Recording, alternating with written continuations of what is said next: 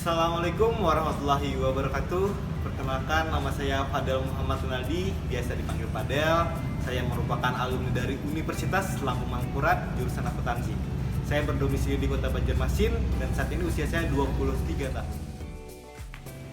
Selama menjadi mahasiswa, saya banyak sekali mengikuti kegiatan, mulai dari kegiatan pemuda, kemudian kegiatan sosial, kegiatan pariwisataan, dan saya juga terlibat di berbagai organisasi, baik dari himpunan mahasiswa akuntansi, kemudian ada komunitas seni Wiramartas, ada Ikatan Ananggaluh Kalimantan Selatan, Pewadahan Ananggaluh Kota Banjarmasin, dan juga Generasi Baru Indonesia.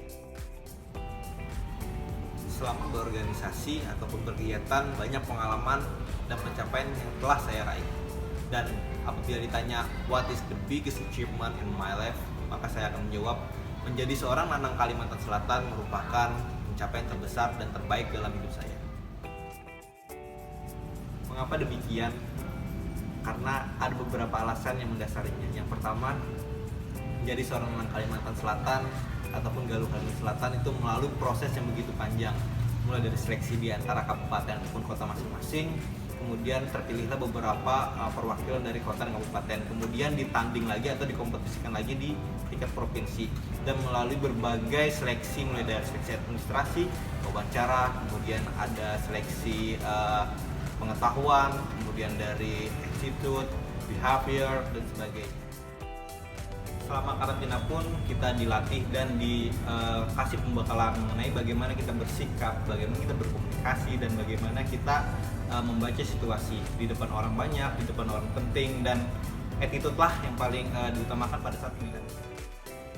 Kemudian juga kita dituntut bagaimana kita menguasai dan mempelajari budaya-budaya yang ada di Provinsi Kalimantan Selatan.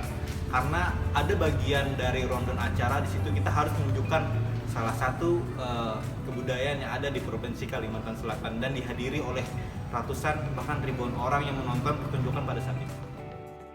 Selanjutnya, bagian paling mengesankan ialah di malam puncak atau malam terakhir pemilihan Nananggaluh Provinsi Kalimantan Selatan, di mana kita akan dikasih pertanyaan maju ke depan, dan pada saat itu dihadiri oleh gubernur, dihadiri oleh pejabat-pejabat yang ada di lingkup Provinsi Kalimantan Selatan, bahkan wali kota dari Banjarbaru dan Banjarmasin pun datang pada saat itu. Dan pada saat itu kita dikasih pertanyaan dari berbagai sektor yang kita tidak pernah tahu dan bersifat unpredictable. Jadi kita mau nggak mau harus mempelajari semua sektor, mulai dari budaya, wisata, bahasa asing, kemudian kepribadian dan sebagainya. Dan itu benar-benar sesuatu yang memorable banget buat saya.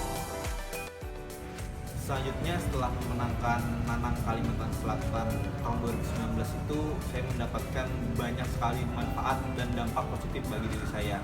Mulai dari bagaimana saya mengatur waktu atau time management, kemudian menghargai lawan komunikasi, kemudian bagaimana saya bernegosiasi, dan bagaimana saya bisa memberikan manfaat dan dampak terhadap masyarakat sekitar yang ada di Provinsi Kalimantan Selatan.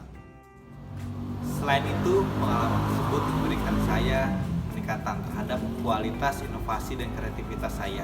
Karena secara tidak langsung pada saat itu kami menjadi part of Ikatan Ananggaluh Kalimantan Selatan dan dituntut membuat program kerja yang bersifat edukasi, kreativitas, dan inovasi.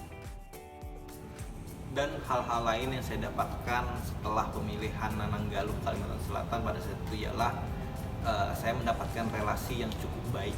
Karena seorang tourism ambassador tuh biasanya sangat dekat dengan kepala daerah, kemudian dengan dinas, dengan pengusaha, apalagi dengan masyarakat.